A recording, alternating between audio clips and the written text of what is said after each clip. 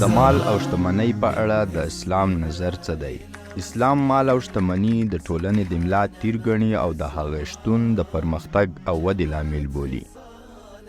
په قرآن کریم کې په ګڼ آیاتو کې له مال او شتمنۍ څخه د خیر په توګه یادونه شوې چې دا د اسلام په دین کې د مال او شتمنۍ لوړ ارزښت څرګندوي. همدارنګه په ډیرو روایتونو کې د اسلام پیغمبر صلی الله علیه وسلم له فقر څخه الله ته پناه غوښتې او ښه مال یې د الله نعمت بللی دی.